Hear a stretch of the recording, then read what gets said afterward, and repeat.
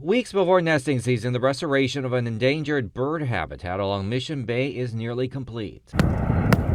On Mariners Point, some final repairs on this fence line in the final days before the beginning of the nesting season for the California least tern. Every year, that moment when they return is a really joyous one. A joy placed in doubt last summer. This was Christina Santa Maria, conservation manager for the San Diego Bird Alliance, speaking to me in July.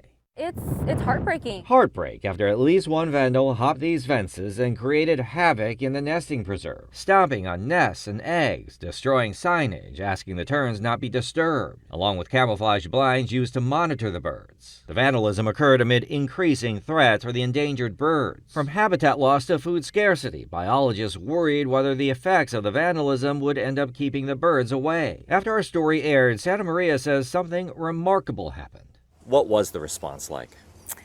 We received an outpouring of support. A fall fundraiser for her nonprofit appealing to the community, And it kind of ignited a fire in them. raised nearly $100,000, nearly twice what was expected, contributing to efforts to fix what was damaged. SDG&E donating funds for new signage. Among the items destroyed in the vandalism, more than a dozen of these terracotta structures used by chicks to hide from predators. They have since been replaced. After the story on the vandalism, Santa Maria says calls to volunteer poured in. Some days we had tripled the amount of volunteers that would come out. Those volunteer efforts capped off this past weekend, as more than 75 volunteers from SDG&E helped root out vegetation to create the sandy habitat needed for the terns. SDG&E communications manager Frank Franklin. It's like a 40 cubic ton dumpster that was completely full. We have done all that we can, and we are hopeful that they will return this year. Michael Chen, ABC 10 News.